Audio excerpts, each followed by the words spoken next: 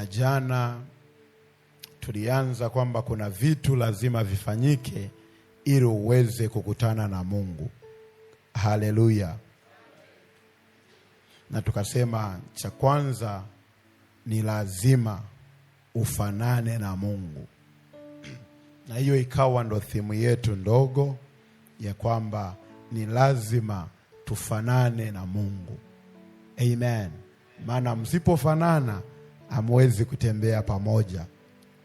Lakini mkifanana mawazo, mkifanana zile target au vitu ambavyo mnataka kuvifanya, hapo mnaweza kutembea pamoja.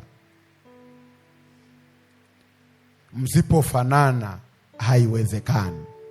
So na sisi kwa sababu target yetu ni kwamba siku moja tuweze kufika mbinguni, tukakae na Mungu, lazima tufanane naye. Haleluya. Labda wewe huna kusudi ya kwenda mbinguni.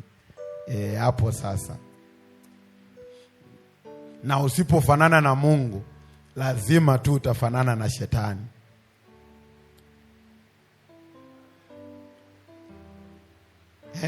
Ndo ilivyo. So ukijiangalia tabia za kimungu kama uzioni, za kishetani zitaonekana. Amen. Na mbinguni hutaiona. Tusiridhike sana na mambo ya duniani, tukasahau lengo kubwa ni ya kwamba siku moja tufike mbinguni. Na haya yote tunayoyatafuta ni kutusaidia ili tuweze kufika mbinguni salama. Haleluya. Tunazitafuta fedha, tunatafuta maisha mazuri, tusihangaike tukiwa hapa duniani, lakini hivyo vyote visitutoe kwa Mungu, tubaki tunafanana naye. Ni kiroho kuwa tajiri na unampenda Mungu.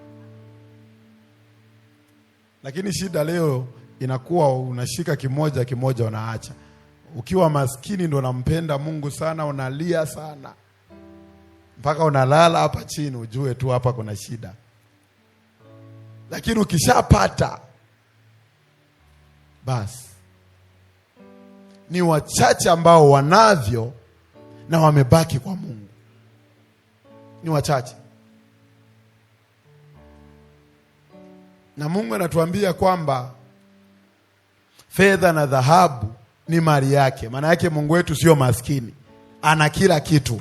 Anataka tukiwa na utajiri, tukiwa na kila kitu, lakini tuwe kwake. Haleluya. Tufanane naye. Amen. Anataka tufanane naye katika kila eneo, katika kila jambo. Anataka tufanane naye. Muulize jirani yako kwamba unafanana na nani? Anafanana na bibi yake au babu?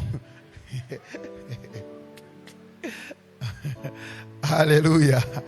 Bwana Yesu asifiwe.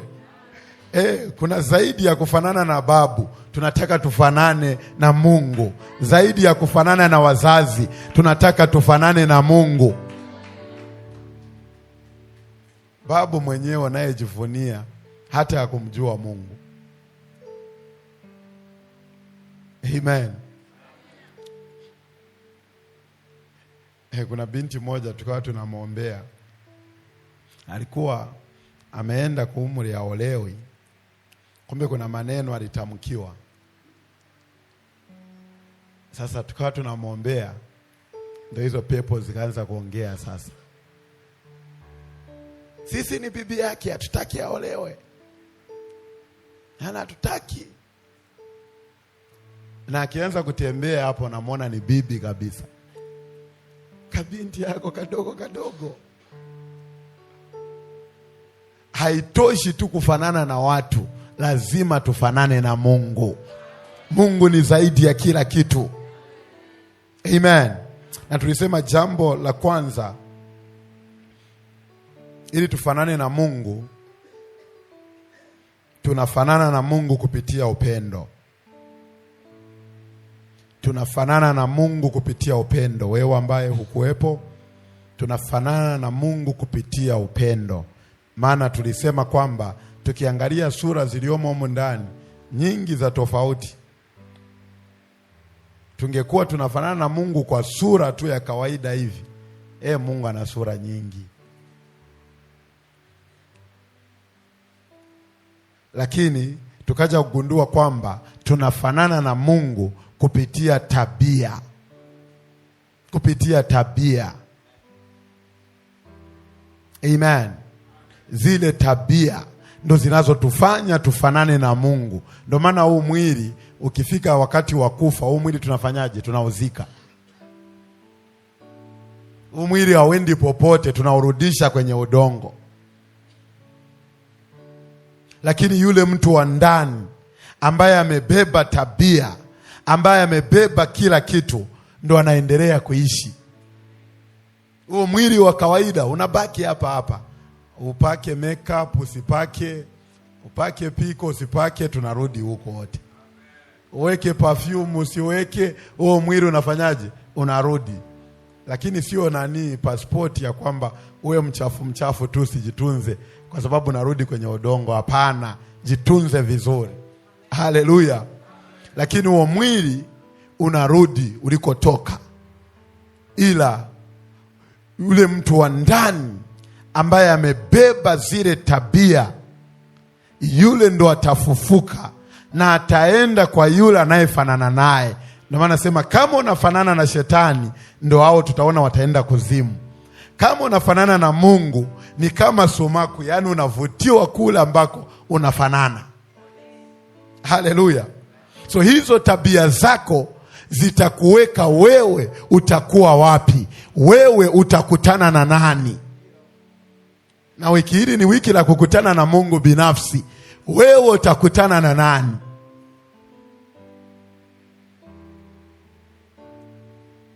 Hizo hali ambazo unaziona ukiwa unaomba, tunasema ni wakati wa kuomba, wewe ndio unaanza kupiga miayo. Baba, katika jina la Yesu. Kwa jina la Yesu, kwa jina la Yesu. Mara simu, kwa jina la Yesu, kwa jina la Yesu. Na unachokiangalia hakipo. Inakuonyesha tu kwamba tabia za kimungu wewe bado.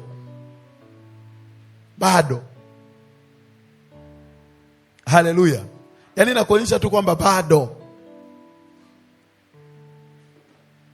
Ili ukutane naye, yani kuna vitu vikae sawa ndani mwako. Kuna ile hali ya kuwa serious, ya kutambua Mungu ni nani, ni kitu gani unakifanya. Ukitoka kanisani, yani utoke na ufunuo, utoke na neno ambalo litakujenga, utoke umekutana na Bwana. Angalia habari za Yakobo. Yakobo alitoka amedanganya kaka yake. Na baada ya kumdanganya kaka yake, mambo yakawa magumu. Yeye na Mungu haviendi vizuri. Kaingia hapa, kaingia hapa, kaingia hapa. Mambo magumu. Bado anamwaza kaka yake, amedanganya, hajawa mwaminifu. Nini kilichotokea? Wakati alijipata, akaona hana njia yoyote, kaka yake wakikutana tu atamuua. Kawaacha watoto wake, kawaambia watoto, bakini hapa, mke kaa hapa kidogo, mimi naenda mbele kidogo, niweke vizuri na Mungu, nikutane na Mungu binafsi. Maana nikikutana naye kuna kitu tu kitabadilika, kuna vitu tu vitakaa vizuri. Hakuna aliyekutana na Mungu akabaki vile alivyo. Hayupo. Jamaa akalala pale, kaweka kichwa kwenye jiwe hivi, akaona labda tunasemaje, ngazi inaenda mbinguni, inatoka kwake inaenda mbinguni. Kwa nini? Kuna vitu ameamua jiweke sawa na Mungu. Na Mungu alipofika kuongea naye, akamng'ang'ania, sikuachi hadi unibariki. Na yule jamaa akaona huyu mtu hahitaji baraka tu, kuna hali ya uongo humu ndani, sio mwaminifu. Nikimbariki na baraka tu yatapotea. Kuna hali ambayo sio nzuri, huyu mtu sio mwaminifu. Anashughulika na jina lake, anamwambia kuanzia leo wewe sio Yakobo, ni Israeli. Ile hali ya kutokuwa uaminifu pembeni.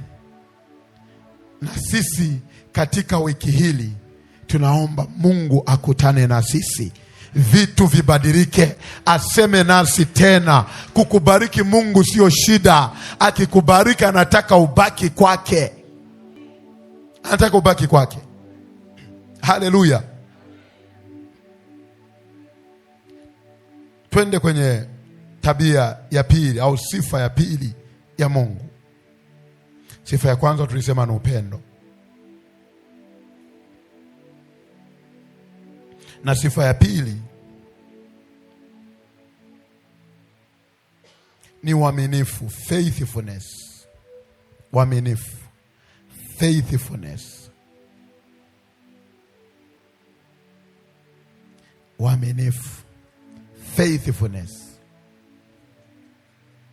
Nimuulize jirani yako kwamba wewe ni mwaminifu. Unamwona anatabasamu tu, hata majibu hana.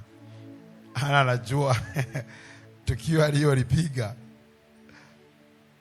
hata mwenyewe waamini. Uaminifu ni tabia ya Mungu, kuwa mwaminifu. Ndio maana leo tunamwamini Mungu. Yaani ndio maana tunampenda Mungu, kwa sababu Mungu sio kigeugeu, leo kabadilika kaja hivi, leo kasema hiki kadanganya. Mungu amenyooka hivi, ni mwaminifu. Ndio maana ni rahisi sisi kumwamini, kwa sababu ya uaminifu wake. Asingekuwa mwaminifu, tusingekutana hapa kwa jina lake. Mpaka wazazi wetu, tuna vitu vingi walituahidi watafanya kutoka tukiwa wadogo mpaka leo. Wengine tumezeeka hawajafanya. Haleluya. Wengine mpaka amefarika aliyekuahidi hajafanya. Maana ni hali ya kawaida kwenye ubinadamu kutokuwa na uaminifu. Yaani kuna tabia ka ubinafsi, kuna tabia ka kudanganya. Nakumbuka siku moja alinikuta, lakini Mungu aliniokoa. Wakati nilikuwa nataka nielekee kwenda kusoma, nilikuwa nafanya kazi. Kabla sijaenda Afrika Kusini kusoma, nilikuwa nafanya kazi. Nafanya kazi na nilikuwa nimefanya kozi mbalimbali na vitu mbalimbali. Sasa unajua, usipokuwa pale Mungu anapokutaka uwe, hakuna kitu kinacholipa. Tajaribu huku, hakuna. Sasa ilikuwa nimemaliza form 6. Sasa ukimaliza, unajua wazazi, kabla hujaenda chuo kikuu na kufanya mambo mengine, wanataka usikae tu nyumbani, upate kitu wanafanya afadhali. Na elimu yetu kule Zambia ni tofauti kidogo na elimu huku Tanzania. Sisi tunaenda grade 1 until grade 12. Na ukihesabu vizuri, kwa hesabu zenu huku ni kama form 5. Ila nyie mnaenda paka form 6, maana yake mnasoma miaka 13.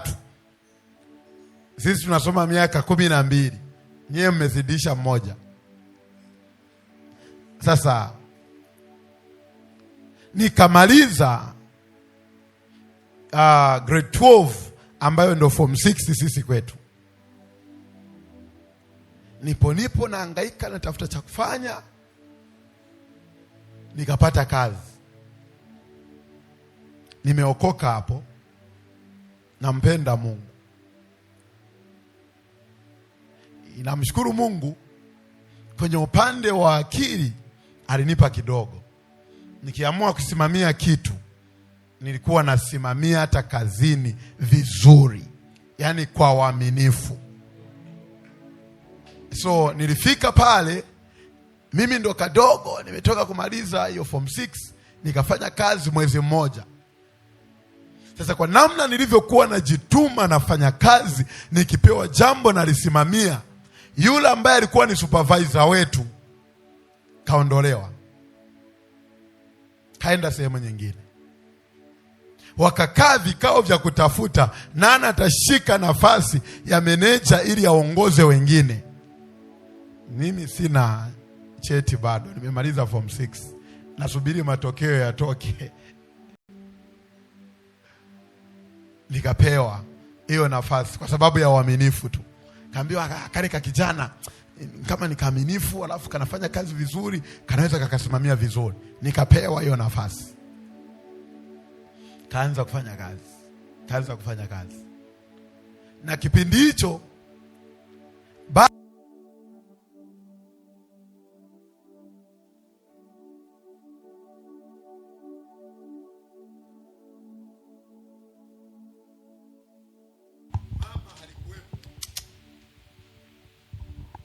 mama alikuwepo, lakini alikuwa hana kazi. Na mimi kwa mama ndo mtoto wa pili. Baba alioa tofauti, lakini sio kwa wakati mmoja kwamba wake alioa wa kwanza kafariki, wa pili hivyo wakaachana, alafu hadi anakuja kumuoa mama. Alikuwa anakuwa na mmoja kwa wakati. So tumezaliwa vipindi tofauti. Sasa ikafika wakati na apply, na chuo cha kwanza nakumbuka kwa apply kilikuwa ni chuo cha afya. Na apply niende chuo cha afya, lakini hapa sina, nitafanyaje? Kaera nako kapata huku ni kadogo, kana uwezo wa kunisaidia tu nyumbani, ukinunua unga, mkate na nauli ya kwenda kazini na kurudi, kanaishia hapo.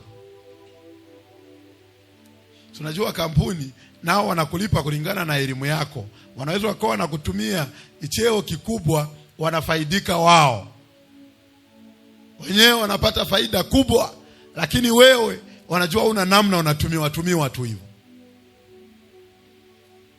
So siku moja tukatembelewa na watu kutoka mbali. Wakafika pale, tukafanya kazi nao wiki 2 tu hivi.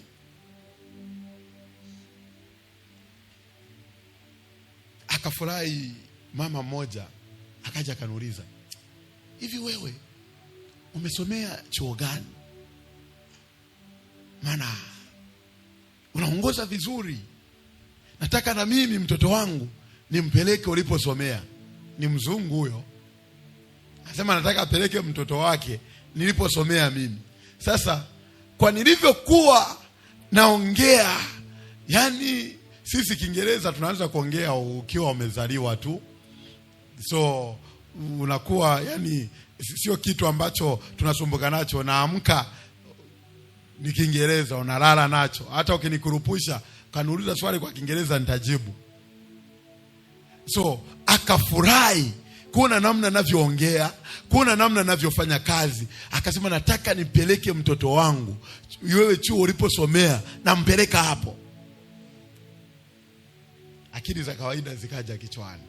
Nikimwambia sijaenda, ndio nimetoka form 6, nitashusha brandi. Nitashusha brandi nikimwambia mimi hapana, nimeishia form 6, sijaenda popote. Yana akili zinaniambia hapa labda utaje kile chuo kikuu pale Marekani, umwambie nimesomea Harvard University, ili ya nani atikisike kidogo, tuheshimiane mjini. Sasa akili nyingine inaniambia inaweza ikawa ndo msaada wako ukapishana na gari la mshahara.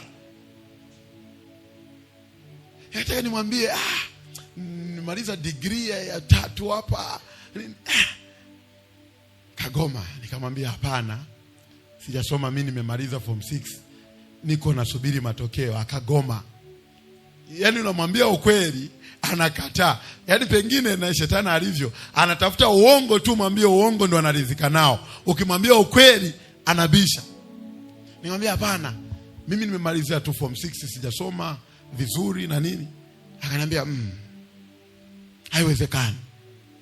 Hivi unavyoongoza, unavyoongea vizuri hivi, haujaenda chuo chochote? Nikamwambia sijaenda. Na of course ndo ikawa nikapata sponsorship ya kwanza kutoka kwa yule mama. Akasema mimi nakulipia. Sasa najiuliza mpaka leo ningemdanganya nikamwambia bwana, sisi ni matawi ya juu. Elimu iko hapa. Sisi tumesoma. Kwani ataniambia leta cheti chako? Kuna vitu tumevikosa leo kwa sababu hatujawa waaminifu.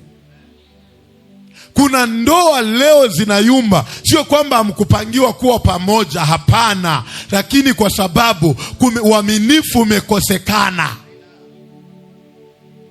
Kuna biashara zijasimama vizuri leo, sio kwamba wewe hauna bahati ya kufanya biashara, hapana, uaminifu umekosekana. Wengine ni waongo paka kwa mchungaji wako. Yaani unampanga mchungaji uongo, unampitisha humu na humu na unajua kabisa kwamba ni uongo. Kwa nini ukuja kanisani Jumapili? Ya mchungaji, unajua nilikuwa busy. Yaani ungejua tu. Lakini hamna, ulikuwa hata ufanye chochote, ulikuwepo tu nyumbani. Alafu mwisho wa siku unasubiri baraka zije hivyo hivyo. Sisi kwetu uaminifu kama Wakristo sio kitu cha kuzungumza, sio kitu yani cha kutafuta. Uaminifu kwetu kama Wakristo yanapaswa kuwa maisha yetu. Yanapaswa kuwa maisha yetu. Uaminifu yanapaswa kuwa maisha yetu. Sio kitu cha kuomba, sio kitu cha kutafuta. Yanapaswa kuwa maisha yetu. Twende kwenye Biblia.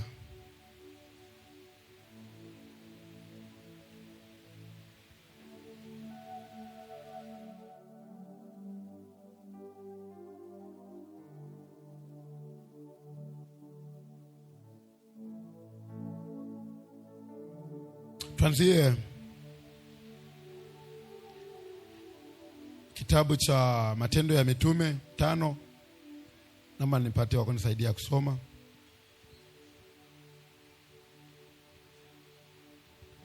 Matendo ya Mitume ile sura ya 5.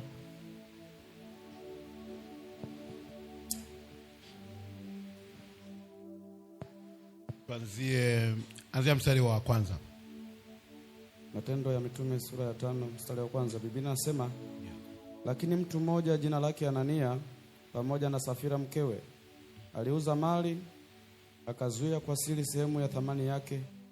Mkewe naye akijua haya, akaleta fungu moja akaliweka miguuni pa mitume. Petro akasema, Anania, kwa nini shetani amekujaza moyo wako kumwambia uongo Roho Mtakatifu na kuzuia kwa siri sehemu ya thamani ya kiwanja? Kilipokuwa kwako hakikuwa mali yako? Na kilipokuwa kimekwisha kuuzwa thamani yake haikuwa katika uwezo wako? Ilikuwaje hata ukaweka neno hili moyoni mwako? Ukumwambia uongo mwanadamu, bali Mungu. Anania aliposikia maneno haya akaanguka akafa. Hofu nyingi ikawapata watu wote walioyasikia haya. Vijana wakaondoka wakamtia katika sanda, wakamchukua nje wakamzika. Hata muda wa saa 3 baadaye mkewe akaingia, naye hana habari ya hayo yaliyotokea. Petro akamjibu, niambie, mlikiuza kiwanja kwa thamani hiyo? Akasema, ndiyo, kwa thamani hiyo. Petro akamwambia, imekuwaje hata mkapatana kumjaribu Roho wa Bwana? Angalia, miguu yao waliomzika mmeo ipo mlangoni, nao watakuchukua nje wewe nawe. Mara akaanguka miguuni pake akafa. Wale vijana wakaingia wakamkuta amekufa, wakamchukua nje wakamzika pamoja na mmewe. Amen. Tuishie hapo. Naomba ufungue kwenye kitabu cha Wakorinto wa kwanza, ile sura ya kwanza mstari wa 9. Tutasoma baadaye, andika tu, alafu naye soma upafungue hapo, tutapasoma baadaye. Wakorinto wa kwanza, ile sura ya kwanza mstari wa 9. Sasa tumesoma habari za Anania na Safira.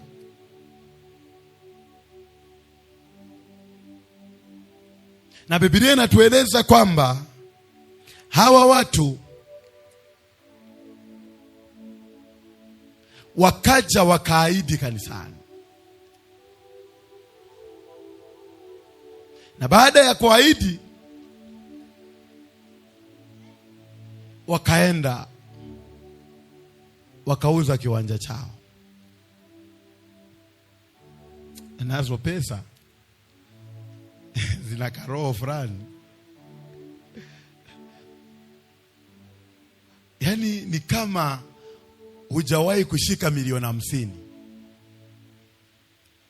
Ile siku unapoishika milioni 50, hata kitendo cha kutoa fungu la 10 kinatoka. Yaani ile akili ya fungu la 10 kwanza unaihesabu milioni 50. Fungu lake la 10 shingapi? Milioni 5. Hiyo milioni 5 kiangalia na yenyewe hujawahi kuishika, niipeleke pale milioni 5.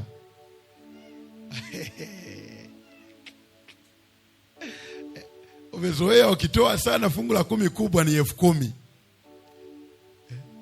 Halafu unaipigia mahesabu milioni 5 fungu la 10. Hapo sijatoa sadaka. Halafu niliahidi niongeze tena milioni 2 ya ujenzi. Tayari kanisani milioni 7. Na michango mingine. Sisemi kanisani kwamba nina hela, kwani watajua. Yaani kuna karoho fulani ambako wengi majaribu yetu yako hapo. Yaani majaribu yetu wengi yako hapo. Kuna mwingine hapo ukisoma hayo maandiko unajambia hawa Kanania ni Safira nao hao. Hamna, walikuwa wajinga tu. Wewe una hizo hela zije kwako. Yaani zije kwako.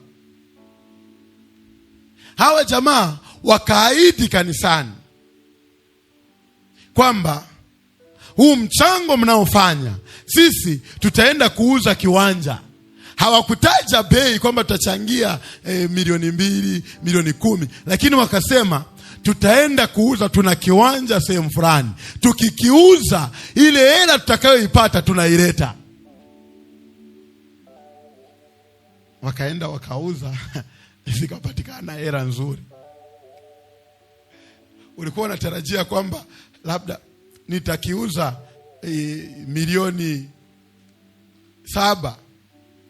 Alafu wanakuja wanakipima kiwanja kama hapa wanakwambia hiki kiwanja kina thamani ya B1. Alafu akili yako ilikuwa inakwambia labda ni milioni 200. Unaambiwa B1 kwa akili zako. Wewe ndio uliahidi kanisani. Utapeleka ipi? Kama ulivyoahidi, au utathamanisha kile kiwanja kulingana na thamani uliyokuwa unaiona. Ulikuwa unaona ni cha milioni 50 ndio utawapa. Maana kwanza unaanza kupiga hesabu za kwamba hiyo B nikiipata, kwanza mimi sitalala njaa, watoto wangu hawatalala njaa, wajukuu zangu hawatalala njaa. Nitaweka bonge la biashara, umaskini utakuja kuingia nyumbani mwangu. Haleluya. Sasa nao hao jamaa baada ya kuahidi walichokipata kikawa zaidi ya walichokuwa wanakitegemea. Sisi wa baba vijana ndio maana tunawaambia oleweni na vijana ambao wameokoka. Yaani wa baba ushawishi mwingi, na kama umeolewa hakikisha wewe mwanamke ndio unachukua mafungu ya 10 na tupeleka kanisani. Simwachie mume wako. Nawapa siri hiyo sasa. Mkikaa nyumbani, umekuja mshahara, mwanamke kaa pale mwambie baba fungu la 10 hapa. Sema napeleka, sema si tunasali kanisa moja, mimi ndo mke wako. Beba mwanamke, peleka kanisani. Baba anaweza akabeba fungu la 10, njiani akakutana na majaribu. Sema nitarudisha tu, si mimi ndo baba, zikinani acha 10,000 tu nimalize hili jambo, ananidai huyu, tutawapa. Na akirudi nyumbani, umepeleka? Ndio. Sasa unashangaa tu mambo nyumbani hayaendi, mshahara unaingia, vitu vigumu. Kumbe kuna mtu kajaribiwa kwenye fungu la 10. Wababa wananielewa. Yaani ukitaka kupona kwenye ndoa yako, mwanamke, shika nafasi yako. Maana mambo yakiharibika, hataharibika kwa mume wako tu, ni kwa wote. Kama ni kulala njaa, mtalala njaa wote. Kama ni kupigwa, mtapigwa wote. Huyo ndo kichwa. Linda kichwa chako. Ndio maana Paulo anapoongea anamwambia mwanamke ajifunze kufunika kichwa. Kwani mwanamke ni kofia? Yaani anamwambia yani yale udhaifu na nini wa mwanaume, mwanamke anapaswa kuufunika, kusimamia. Usimwache asimame kwenye majaribu, msaidie kuwa mwaminifu. Msaidie. Wanawake wanasaidia kaka kirahisi kuliko mwanaume. Ni process hadi aje apone. Mnakuwa mmekwazana, lakini mwisho wa siku unamkuta huyo kasimama. Mimi nawaambia ukweli, sina mimi ni mwanaume. Tuna mambo mengi, halafu kote tunataka kuonekana tunawajibika, kote tunataka kuonekana tunasimamia.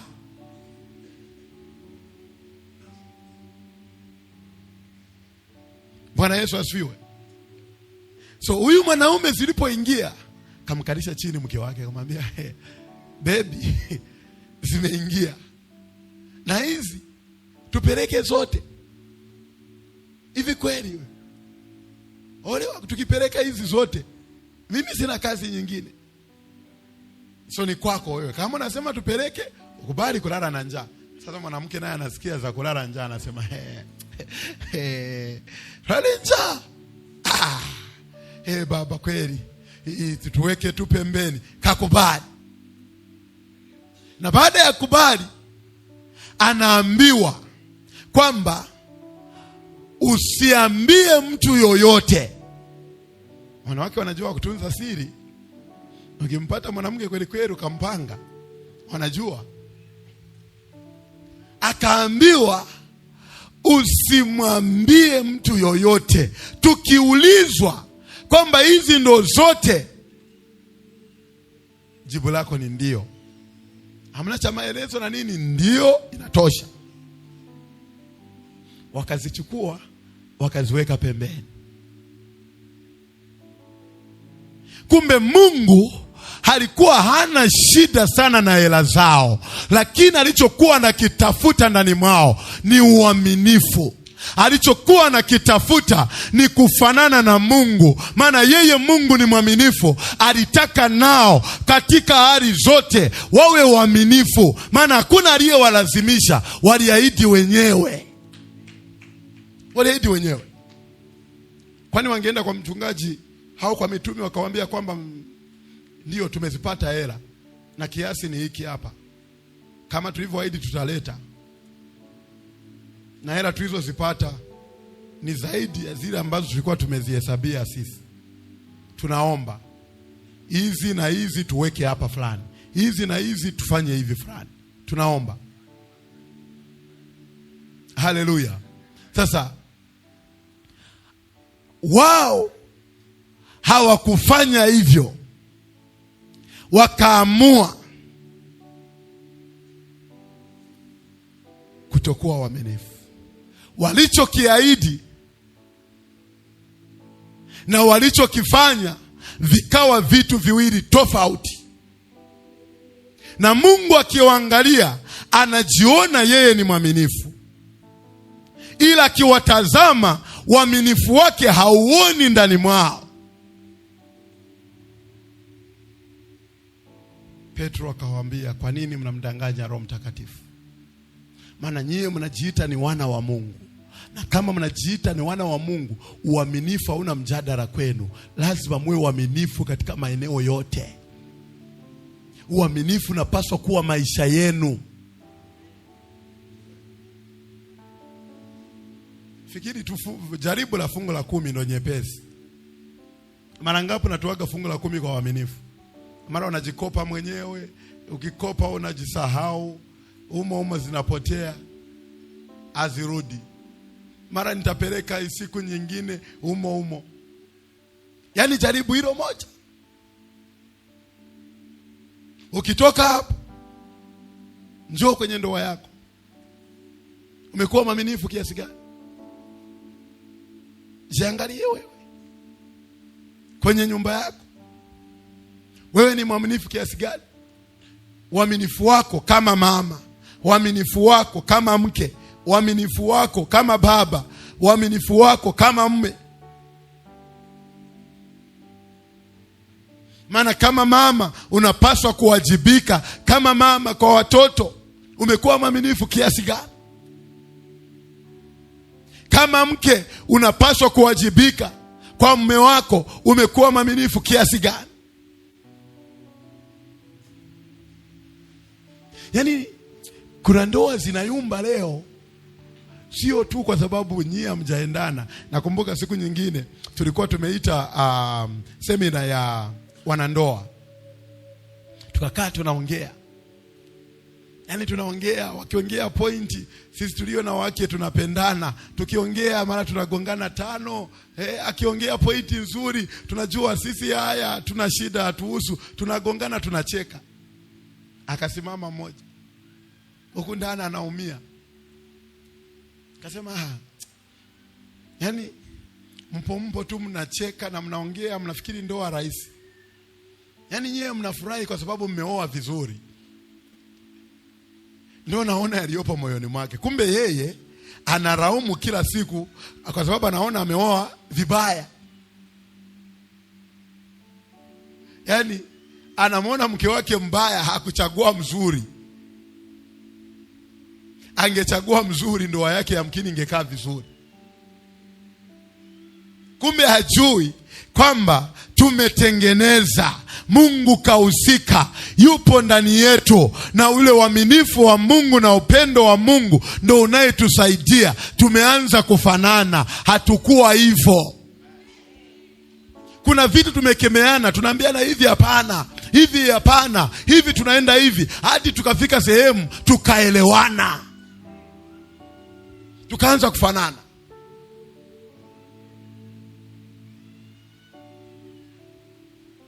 Ndio maana hujawahi kusikia kwamba Mungu Baba na Mungu Mwana na Roho Mtakatifu wamegombana. Hatujawahi. Kwa nini?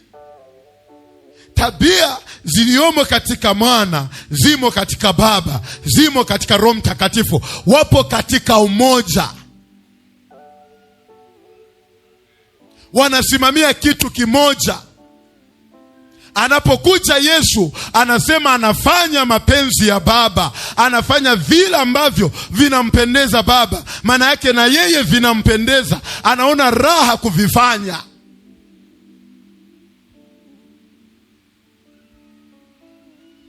Alikuwa mwaminifu Yesu hadi kifo. Hakudanganya, hakufanya chochote kibaya. Alikuwa mwaminifu. Sasa ukiangalia wewe kwako, uaminifu kwenye maisha yako, anza tu na maisha yako ya kawaida. Hujawa mwaminifu kwako tu wewe binafsi, kuna vitu unajidanganya na ukweli unaujua, lakini unajidanganya. Unajua ukiwa mtu wa ibada, mafanikio yako yameambatana na ibada, lakini kuna wakati unajidanganya, unaiweka ibada kama sio ya muhimu kwako. Sio kwamba ujui. Kuna wakati kwako uaminifu unakuwa kama ni mzigo, unaamua vya uaminifu niachane navyo, tutakutana mbele. Unapita unapotaka, pita unapotaka, halafu kimaliza tunataka kukutana na Mungu. Huwezi. Mungu tunakutana naye kwenye sehemu ya uaminifu. Ukiwa mwaminifu, kwa sababu yeye ni mwaminifu, tunakutana, tunakuwa kitu kimoja. Mungu anajivunia akituona katika uaminifu.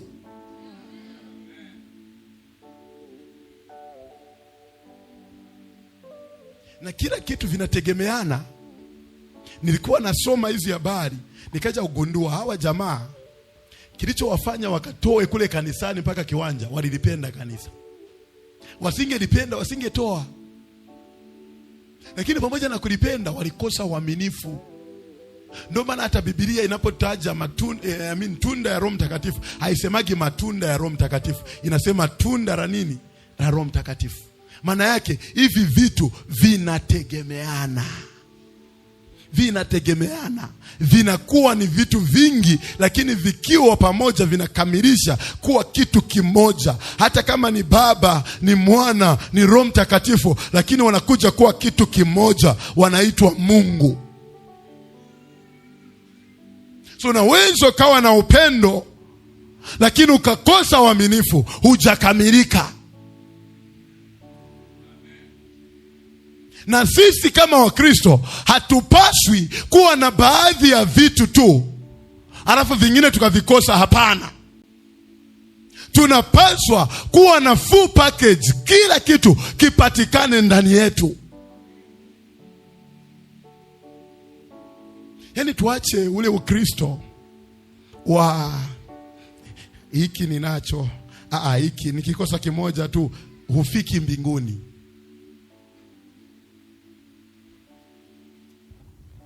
Haleluya. Hufiki mbinguni. Na tunapoomba tunasema Baba yetu aliyeko mbinguni. Tunasema mapenzi yako kama yalivyo wapi? Yafanyike wapi? Haleluya. Kama yalivyo kule mbinguni, yawe na wapi? Na hapa. Kama shetani alijaribu kutokuwa mwaminifu, nini kilitokea? Alifukuzwa kule. Maana kule uaminifu sio mjadala, ni lazima uwe mwaminifu katika kila jambo. Aliposhindwa katolewa. Alafu Mungu, Yesu anapowafundisha wanafunzi kuomba, anawaambia kama ilivyo kule mbinguni, iwe na hapa. Kama kule tutaishi kwa uaminifu, na hapa tunapaswa kuishi kwa uaminifu. Tukiwa waaminifu kusimamia yale ambayo Mungu ametupa, kuna vitu hatutahangaika navyo. Tukiwa waaminifu kulisimamia neno la Mungu, tukiwa waaminifu kumtafuta Bwana, tukiwa waaminifu katika Ukristo wetu, kuna vitu hatutahangaika navyo. Aidha iwe ni swala la kazi, hautahangaika nalo ukiwa mwaminifu. Aidha iwe ni swala la biashara, ukiwa mwaminifu hautahangaika nayo. Iwe ni swala la ndoa yako, ukiwa mwaminifu hautahangaika. Iwe ni swala la ujana wako, ukiwa mwaminifu hautahangaika na hivyo vitu. Yaani wengine uaminifu umekosekana mpaka mwili wako uhurumii. Cheza na huyu, pita na huyu, toka na huyu, rudi na huyu.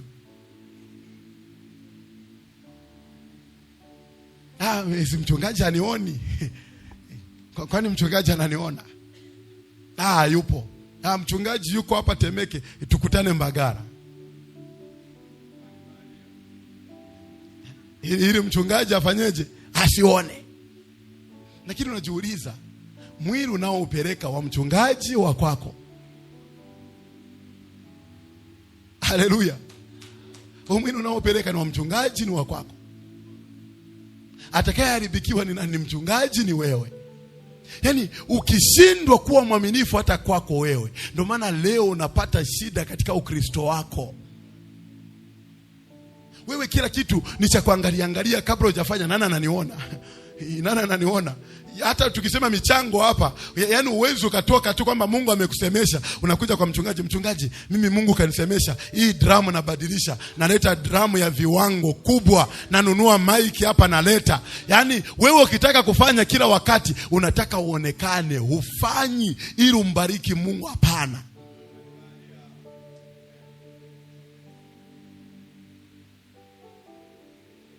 Na ndio ikawa kwa wakina Anania na Safira, walitamka tu hadharani, hawafurahishe wote, waonekane wao ndio wanaoweza kufanya, lakini wanasahau ndani mwao uaminifu haupo, na yupo anayepima uaminifu, ni Mungu na sio mchungaji. Unaweza ukawa na mshahara wa milioni, alafu fungu la 10 unaletaga 20,000, na mchungaji akapokea akasema ubarikiwe. Lakini je, hizo baraka zitakuja kwako? Mungu anaona yeye ambaye ni mwaminifu, na kuangalia kwamba nafikiri unamdanganya mtumishi wangu. Huyo haitwi mtumishi wa mtu yoyote, ni mtumishi wangu. Mimi ndo namlinda. Unachokifanya mimi ndo naona.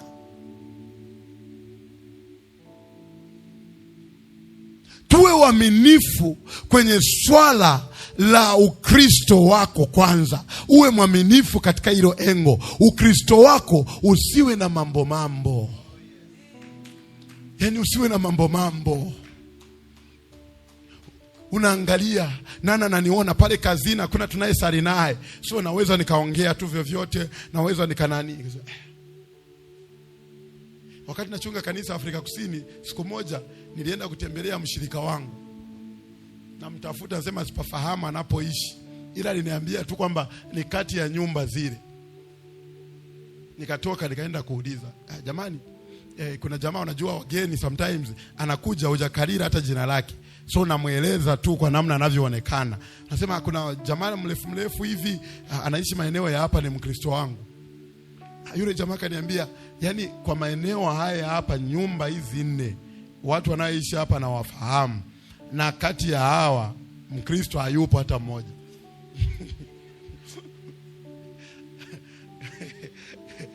Natafuta mshirika wangu, naambiwa hizi nyumba 4 nazifahamu, na hizi 4 mshirika au Mkristo hata mmoja hayupo.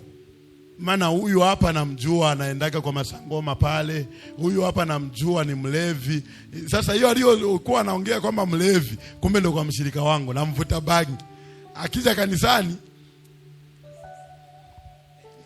mchungaji, Mungu anatusaidia, yaani kila kitu kinaenda vizuri, Mungu yuko pamoja nasi. Yaani ni wale ambao yeye ukimkuta anamtanguliza Mungu, yaani anajifanya yuko rohoni kuliko hata mchungaji wake.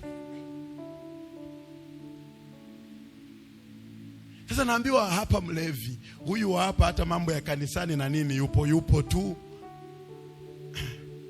Sasa najitafuta kwamba nitoke niende, nisije nikaaibika. Ndo namuona anatokeza naye nyumbani mwake.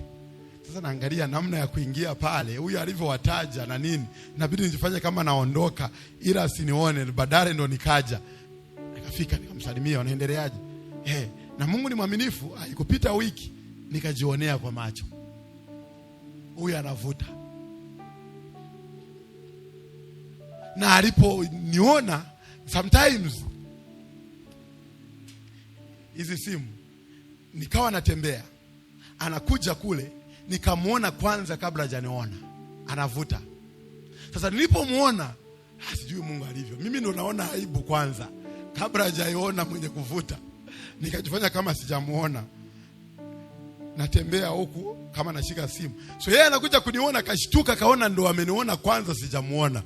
Chukua kasiga, kanyaga chini, kafanya hivi, fanya hivi. Alafu mimi hata simu hamna, sibonyezi, sitafuti chochote, naangalia tu kama kuna kitu, alafu namchungulia huko, natembea. tunafika tunakutana, tunaangaliana hivi, mchungaji, mchungaji, Bwana asifiwe mchungaji. Nasema una nguvu hata ya kusema Bwana asifiwe. Halafu kule sisi salamu za Bwana asifiwe hazipo. Yaani unampamba pamba tu Mungu. The Lord is good. Mungu yuko, yaani Mungu ni mzuri.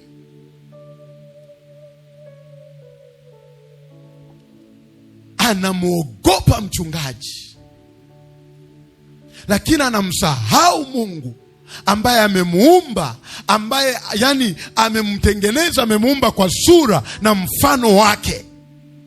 Anamsahau.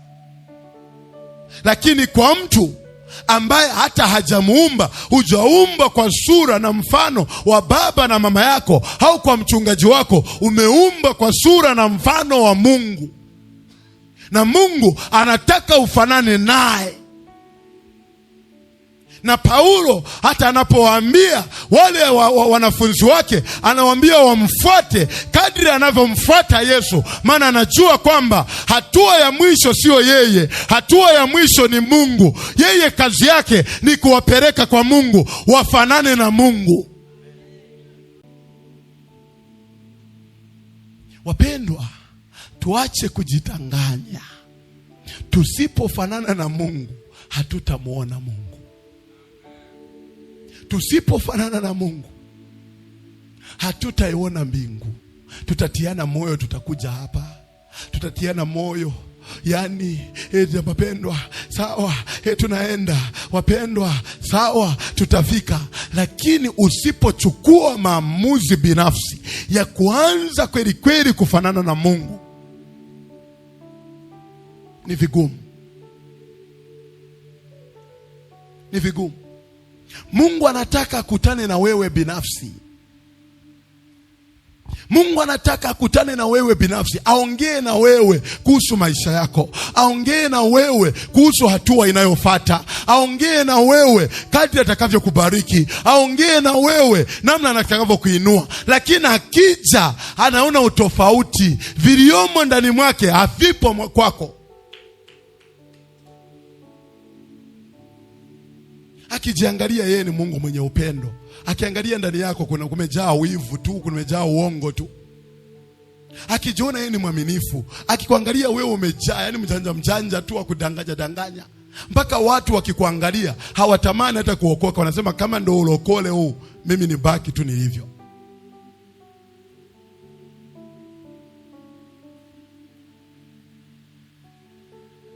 Yani Biblia yetu iko wazi.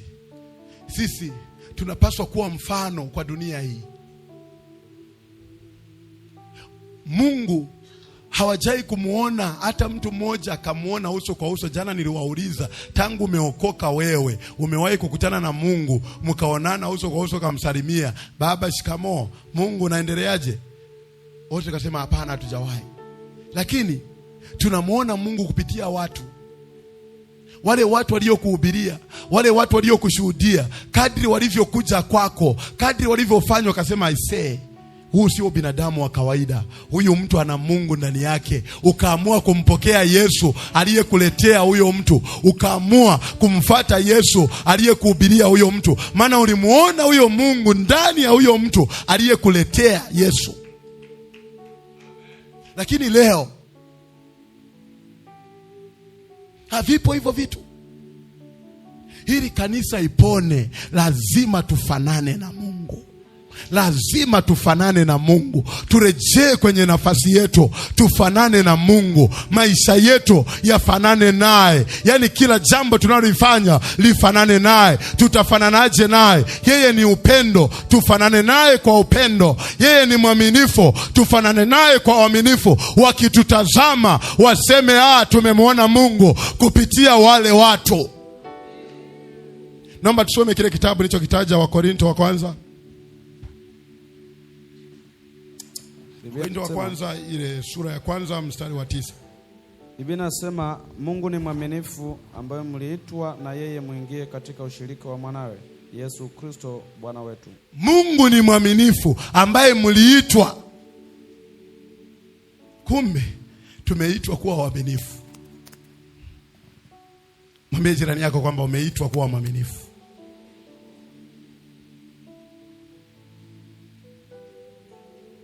Umeitwa kuwa mwaminifu. Kuna promotion utazipata tu kazini kwa sababu ya uaminifu. Mshahara utaongezeka tu kwa sababu ya uaminifu. Kiwango chako cha kiroho kitaongezeka kwa sababu ya uaminifu. Hauta struggle kukutana na Mungu kwa sababu ya uaminifu.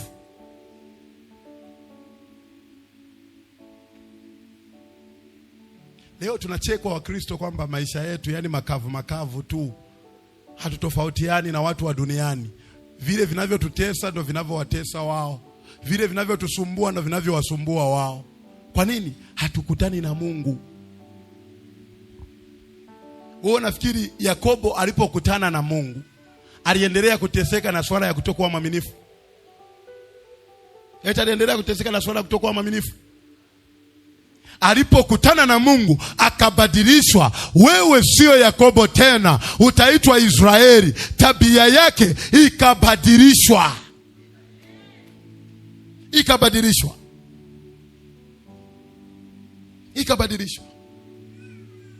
Na Mungu ameahidi katika neno lake. Yeye sio mwanadamu wala asemi uongo. Akisema anafanya. Hiyo ndio inayofanya kwamba tumwamini zaidi, maana analisimamia neno lake. Uaminifu wake unafanya sisi tumfuate. Uaminifu wake unafanya sisi tumwamini, maana akituahidi kitu anakisimamia. Mungu ni mwaminifu katika neno lake. Ni mwaminifu katika agano lake.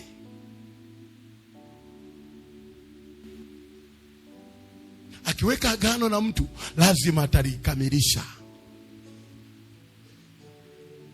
Aliahidi kwa Ibrahimu atamfanya kuwa baba wa mataifa, uzao wake hautahesabika.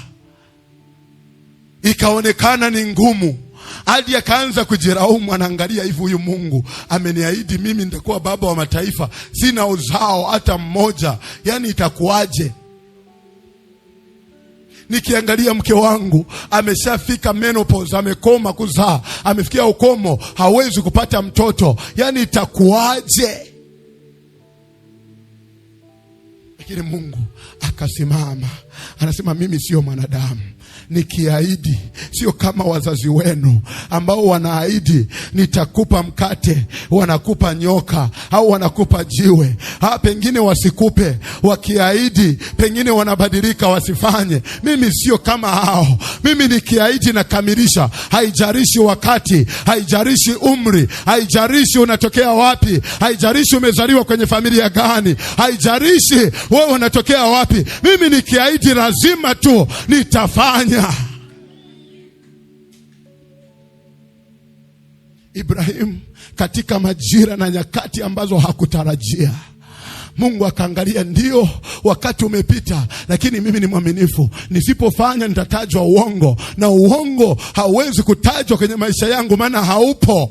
Mimi ni mwaminifu kila wakati. Lazima tu nitabadilisha mwili wake. Lazima tu mwili wake nitaufanya tena uweze kupata mtoto katika wakati ambao hakutarajia. Mungu akafanya ili uaminifu wa Bwana ukamilishwe. Leo wewe na mimi tunaweza kusimama na kusema tunamwamini Mungu, kwa sababu tukisoma historia yake hatuoni popote ambapo alidanganya. Hatuoni popote ambapo Mungu aliahidi na hakufanya. Tukisoma Biblia yote tunaona aliahidi hapa akafanya, aliahidi hapa akafanya. Kama huyu Mungu anafanyaga, tunaweza tukamwamini. Hata sisi kwetu anataka ulimwengu uweze kutuamini na kumwamini Mungu wetu. Watuone kwamba sisi ni watu wa msimamo, tunamwamini Mungu wetu, na Mungu anaonekana kupitia sisi. Wakituona wamtamani Mungu wetu kupitia uaminifu. Wengine mnauza kwenye maduka ya watu, lakini ni waizi. Mnawadanganya bosi zenu. Unauza, mtu akizidisha change umwambie umesahau change mfukoni. Hapo mnajiambia Mungu akibariki apigagi kelele. Baraka zinakuja kimya kimya tu. Na aliyezidisha change unamuona, unamjua. Alafu akirudi kwamba nilisahau change, pengine ulisahau. Labda sikuhesabu vizuri, unajifanya kama umesahau, lakini unajua kwamba nimeshapaki.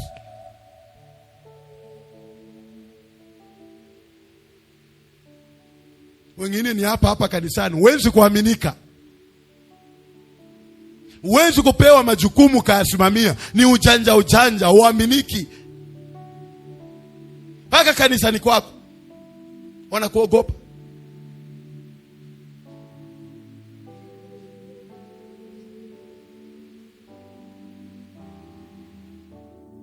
Lazima uaminifu uwe sehemu ya maisha yako.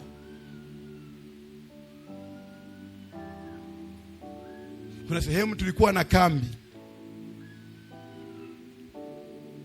Sasa nikabahatika kuwekwa kwenye kamati ya kuwa naangalia vitu ambavyo vinaendelea. Nikapendelewa wale wana kamati, wao wanakuja kuripoti kwangu. Jamaa moja akaaminiwa na fedha. Mwambie jirani yako fedha. Akapewa kwamba utakuwa unashika fedha za kongamano hii. Wewe utakuwa unaenda kununua, unaleta vitu, unaenda kununua, unaleta vitu. Katupiga tukio moja hilo. Kaenda kununua. Alikuwa na kama 2,000,000 hivi. Amezishika yeye, ndo anatembea nazo. Kaenda kununua vitu. Eti 1,500,000 imetoka mfukoni, imepotea kwenye bahasha. 1,500,000 kutoka kwenye bahasha ikajibakiza 500,000.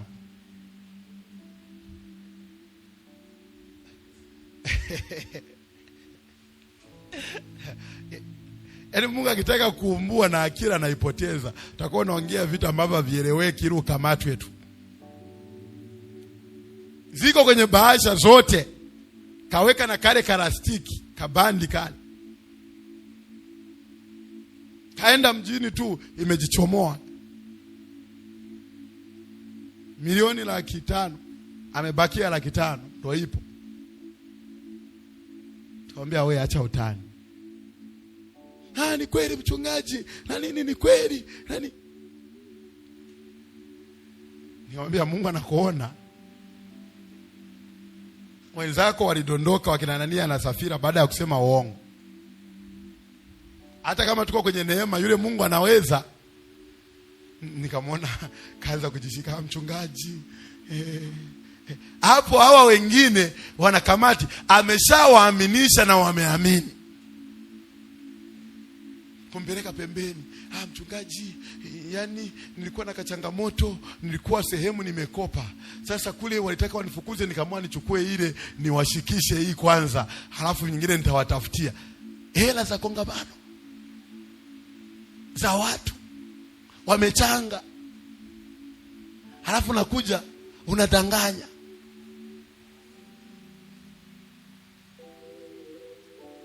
Wapendwa, uaminifu umebeba sehemu kubwa ya mafanikio kwenye maisha yako.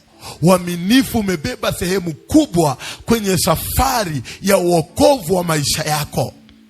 Leo kuwapata watu waaminifu ni vigumu. Angalia Yusufu, aliamua kuwa mwaminifu. Hakutaka kudanganya hata kidogo. Akaamua simtende Mungu wake dhambi. Hakuangalia hakuna anayeniona. Aliamua hata kama wasiniamini watu, haina shida, nitabaki kuwa mwaminifu. Hili jambo sifanyi kwa sababu haimpendezi Mungu. Nikifanya sitafanana na Mungu wangu. Tuwapate vijana waaminifu. Tuwapate wamama waaminifu. Tuwapate wababa waaminifu. Ili tukiomba, tukija kanisani, tukutane na Bwana kila siku. Tukutane na Bwana kila siku. Kuna vitu vya msingi visipokaa vizuri, sahau kutana na Bwana. Sahau. Uwe mwaminifu katika utumishi wako. Uwe mwaminifu katika kumtumikia Mungu. Uwe mwaminifu katika ulokole wako. Uwe mwaminifu katika ndoa yako. Uwe mwaminifu katika ujana wako. Uwe mwaminifu kwenye sehemu ya kazi yako. Uwe mwaminifu kwenye biashara yako. Maisha yako yazungukwe na uaminifu. Yawe ndo maisha yako. Hapo itakuwa rahisi kukutana na Mungu. Tutakuwa tukisema kwa jina la Yesu tu, tayari wewe umekutana na Bwana. Tayari Mungu ameshuka kwako, anakuhudumia. Tayari Mungu anaonekana kwako, maana mnafanana, ni rahisi. Yaani leo mtu anajitafuta, utafikiri yuko kwa mganga. Anautafuta uwepo wa Mungu kama network. Nenda huko, kimbia mlimani, mara panda hapa, ifika kanisani, hapa ndo kuna uwepo. Akitoka umeshaisha uwepo. Uwepo wa Mungu hauko kama mtandao wa Halotel au wa Airtel, kwamba ukienda sehemu fulani ushiki. Uwepo wa Mungu unashika popote. Ukiwa mwaminifu unashika popote, haupati shida. Tukisema omba, wewe unamuona Mungu. Upati wakati mgumu. Tukisema ni wakati wa kuabudu, usukumwi kwamba anza kuabudu, wewe unamuona Bwana. Mtandao unashika popote. Lakini leo ni wakulazimisha, yani mpaka tunakutishia. Fumba macho yako. Yani omba, usipoomba. Ndio naona sasa hivi. Na siku hizi kuna hizi kamera ikisogea kwako isije kaonekana mtandaoni kwamba uombi. Hapo ndo unajifanya uko rohoni. Kwa jina la Yesu, kwa jina uko na chunguli, kwa jina ikipita tu umerudi. Upo tu. Upo tu. Lazima uwe mwaminifu. Uwe mwaminifu kwenye maisha yako. Ukiwa mwaminifu hautapata shida kumtolea Bwana. Hiyo fungu la 10 hautamwibia Bwana. Hautakuwa mwizi. Yani ndoa yako haitapata wakati mgumu. Ukiwa mwaminifu mtaendana tu. Mtaendana.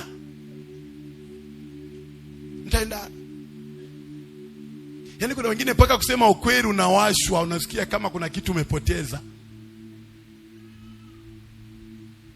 Hadi kuaga nyumbani, mume anatoka, unaenda wapi? Hamna, niko tu hapa kwenye kijiwa hapa tu nje. Lakini unajua kwamba uishie hapa, kuna sehemu unaenda. Kuaga tu vizuri, unashindwa. Waaminifu. Maana unajua kwamba akifuata njia yako, kimwambia unaenda Mlimani City, akikufuata kula kukuti unayoyafanya. So bora udanganye kwamba niko tu hapa nyuma hapa. Hapana wapendwa.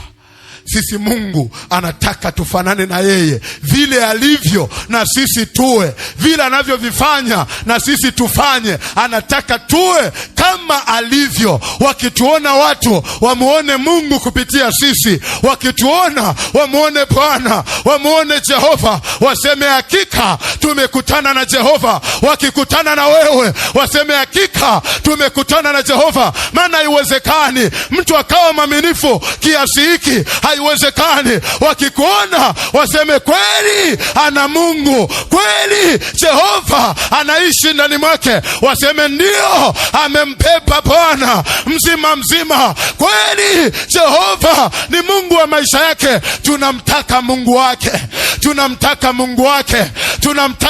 wake. Wakikuona wewe waseme wamekutana na Bwana.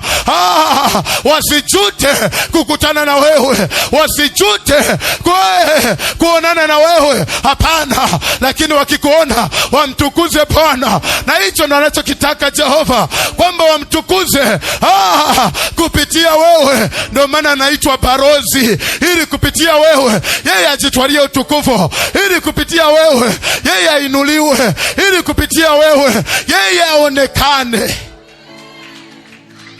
Anamtafuta mwanamke atakaye kuwa mwaminifu, ili kupitia yeye Bwana aonekane. Anamtafuta mwanaume atakaye kuwa mwaminifu, ili kupitia yeye Jehova aonekane. Anawatafuta vijana. Wanasema vijana leo hawaaminiki, lakini wewe unaweza kusimama na kusema hapana. Hata kama waaminiki wote, bado mimi nipo. Hata kama wote hawawezi kuamini, lakini bado mimi nipo.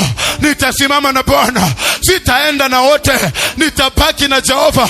Kupitia mimi ataonekana. na atajitwalia utukufu. Kupitia mimi ataonekana na atajitwalia utukufu. Hili kanisa sio la mwanadamu, ni kanisa la Mungu. Mungu anataka fanane na kanisa lake.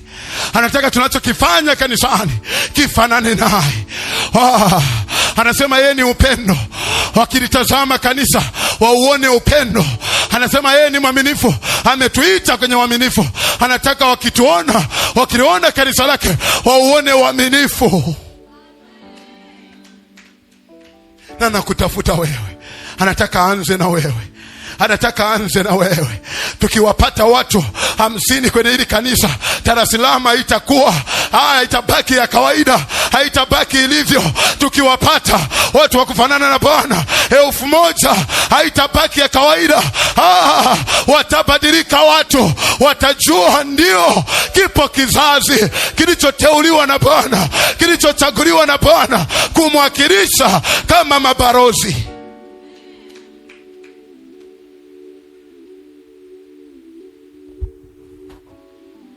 Kuna mambo hata kushinda ukifanana naye.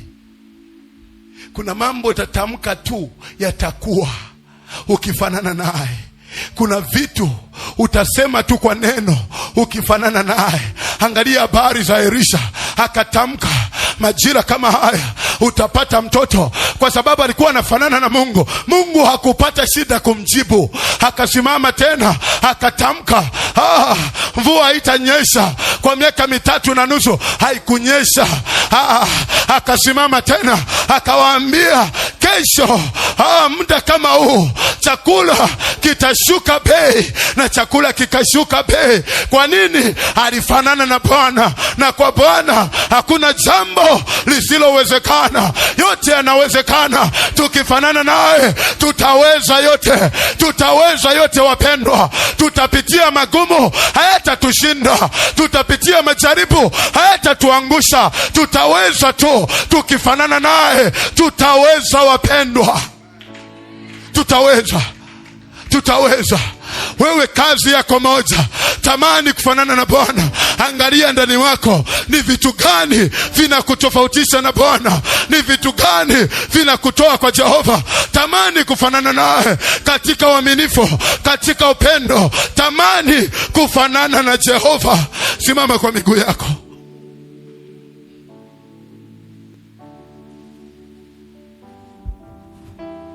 Hili sio swala la kanisa nzima. Hili ni swala la wewe binafsi. Ni majira ya kukutana na Bwana wewe binafsi. Ni wakati wa kukutana na Bwana wewe binafsi. Sio swala la jirani yako, ni maisha yako. Ni maisha yako. Mara nyingi tumekuja kwa wingi tukitazamana, lakini wiki hili Bwana anasema na wewe binafsi. Bwana anasema na maisha yako. Angalia rohoni mwako. Angalia kwenye maisha yako. Ni vitu gani wakiangalia watasema unafanana naye? Ni vitu gani wakiangalia watasema hakika huyu ni mwana wa Mungu? Watasema hakika huyu amebeba roho ya Bwana. Anza kuongea na Bwana hapo ulipo wewe binafsi. Angalia kwenye maisha yako. Angalia kwenye roho yako. Angalia kwenye vilindi cha moyo wako. Angalia kwenye maisha yako. Anashughulika na wewe katika wiki hili. Anataka kukutana na wewe binafsi. Anataka kukutana na wewe binafsi. Anarekebisha yale mambo ambayo hayajakaa vizuri, ila kutane na wewe. Yakapara masakata repeketeketeketo rebo shakata rabasia ratakatakato repepepepepe ila katarabasia. Paza sauti yako, omba kwa jina la Yesu. Ongea na Bwana. Ongea na Bwana. Ni majira yetu ya kufanana na Bwana. Ni wakati wetu wa kufanana na Jehova. Haya katarabasia. Yeye ndo aliyetuumba. Yeye ndo aliyetuumba kwa sura na mfano wake. Hatuna namna, lazima tufanane naye. Wakituona wamuone Mungu wetu. wakiziona ndoa zetu wamuone Mungu wetu, wakiona watoto wetu wamuone Mungu wetu, wakiona maisha yetu wamuone Mungu wetu, wakiliona kanisa letu wamuone Mungu wetu. Ni majira yetu. Akabradosha yakabababa rakatarabazia repepepepe ya tatatatato reketerebazia ya bababa. Omba kwa jina la Yesu. Ni wakati wetu wa kufanana na Bwana, wa kufanana na Bwana. Bado sijasikia watu wakiomba, bado sijasikia watu wakiomba. Fungua kinywa chako, omba kwa jina la Yesu, omba kwa jina la Yesu. Rakatarabazia repepepepe rakatakatakato repeketekete. Omba kwa jina la Yesu, usijihurumie. Fungua kinywa chako. Usipofanana na Bwana, maisha yako hayako salama. Usipofanana na Jehova, maisha yako hayako salama. Rapakata repepepe. Wengine Mungu anasema na wewe, haujaishi maisha ya uaminifu, haujaishi maisha yaliyonyooka. Anazungumza na wewe, ni wakati wa kutubu na kuacha hiyo dhambi. Ni wakati wa kumfanania Bwana. Haya kata repepepepe rototototo rikatarabazia ya tatatata rototototo rikatarabazia. Maisha yako hayajawa ya uaminifu. Maisha ya Ukristo, maisha ya fungu la 10 hayajawa ya uaminifu. Anasema na wewe Bwana, ongea naye, ongea naye. Ni wakati wako wa kusaidika, ni wakati wako. Ratakatakato karama sekete repakanta gadagabaya rotokotokotokoto iratatatatoisa haya kapara masekete rotoko